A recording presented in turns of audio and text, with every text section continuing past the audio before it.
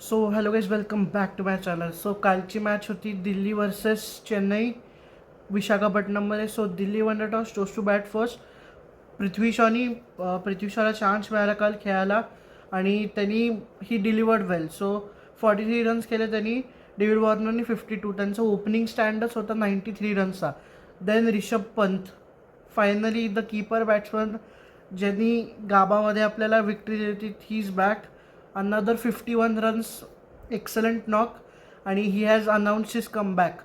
आणि या तिघांच्या कॉन्ट्रीब्युशन्समुळे आणि क्रिस्टियन स्टब्सचे 18 रन्स मिळून दिल्लीचा स्कोअर 191 झाला. आणि सेकंड इनिंग्सपेक्षा सुद्धा त्याच इनिंग्समध्ये 2 हायलाईट्स अशा होत्या. पहिली म्हणजे पथिराणाचा जो कॅच होता तो एक्सलंट होता, आणि दुसरं म्हणजे पथिराणाचीच बॉलिंग. 3 विकेट, त्यातले 2 एकदम यॉर्कर रेंथला क्लीन बोल्ड. एक होता क्रिस्टियन स्टब्सचा आणि दुसरा होता मिचेल मार्शचा, आणि त्यांनी टोटल 3 विकेट घेतल्या, which reduce DC score to just 191. आणि मग जे सुरू झालं सेकंड इनिंग्समध्ये ते होतं CSK's नाईटमेअर पण होता आणि हॅपी मोमेंट पण होती. ती म्हणजे 7 for 2 जेव्हा स्कोर झाला तेव्हा मुकेश कुमार आणि खलील अहमद पॉवर प्लेमध्ये एक्सलंट बॉलिंग टाकली. आणि त्याच्यानंतर Ajinkya Rahane 45 runs, Daryl Mitchell 34 runs, या दोघांचं कॉन्ट्रीब्युशनमुळे थोडा स्कोर व्हायला लागला. पण तेवढ्यात मुकेश कुमारनी त्यांच्या एका ओव्हरमध्ये 2 विकेट काढल्या, which reduced CSK to 120 for 5.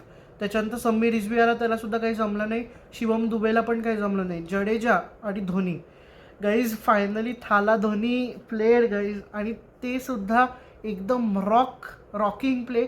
37 off just 16 balls. फॅन्सला फरकच नाही पडला हारले का जिंकले. धोनीला खेळायला बघणं it's one of a kind. म्हणजे काही कुठेही एज मॅटर करत नाही. 42 इयर्सचा वाटतसुद्धा नव्हता तो काल. पहिल्या बॉलला 4 आणि शेवटच्या ball finishing of the match with a 6. Unbelievable fan moment. म्हणजे असं जी लोक वायझॅकच्या कालच्या स्टेडियममध्ये होती ती लिटरली लकी होती. आणि मला एक कळत नाही, RCB आणि गुजरातला जे जमलं नाही ते दिल्लीने करून दाखवलं, की धोनीला बॅटिंगनं आणणं हेच दिल्लीचं मोठं हे आहे. आणि जरी धोनीचे हिरोईक जरी होते तरीसुद्धा दिल्ली जिंकली 20 रननी, ते इज फाईन. कालची डिफीट इज CSKसाठी काहीच नाही आहे, rather it's a treat for the fans की धोनीला खेळायला मिळालं. अगदी म्हणजे मेमोरेबल मॅच आहे ही, हायलाईट ऑफ द सीझन आहे ही मॅच म्हणजे. सो हा होता रिव्ह्यू. आणि वेअरॅज सांगितलंच तुम्हाला, मुकेश कुमार, खलील अहमद आणि नॉर्किया या तिघांनाही एक्सलंट बॉलिंग केली. So let's head to our meme reviews. T20 world cup year and Indian team looking for wicket keepers. For real guys 4-5 options आहेत विकेट कीपर म्हणून. वर्ल्ड कपसाठी खूप इंटरेस्टिंग होणार आहे. CSK फॅन्स, हा जीत तो रहेगी MS धोनी की बॅटिंग देखली. हो, कालची म्हणजे मॅच मेमोरेबल ॲज हेल आहे. When you are finally coming to bat after year and your team need 72 of 28. For real. अरे थोडं जास्त केले असते रन्स बाकीच्या लोकांनी तर आरामात जिंकले असते CSK. हम कोई मंदिर का घंटा है क्या जो कोई भी आके बजाता है. For real. कालच्या मॅचमध्ये सुद्धा धोनीने फिनिश केला. परवा रियान परागने सुद्धा खूप धुतला बिचारा Nortje. When you won the match but see CSK fan celebrating more than DC fans. For real. बिचारा पंत खेळला पण मस्त, मॅच पण ओढली, पण बिचारा राहिला. So this is the points table as of second week. So KKR first, CSK second, third Rajasthan आणि fourth Gujarat. So overall Rajasthan Royals आणि KKR अजून येट टू लूज. बाकी सगळ्यांचं चालू आहे. हळूहळू बिल्डअप होईल पॉईंट्स टेबल. आणि ॲज ऑफ नाव मुंबई बॉटमवर आहे. आणि आता पुढचा त्यांचा होम लेग सुरू होईल. पुढच्या त्यांच्या 4ही मॅच होममध्ये आहेत.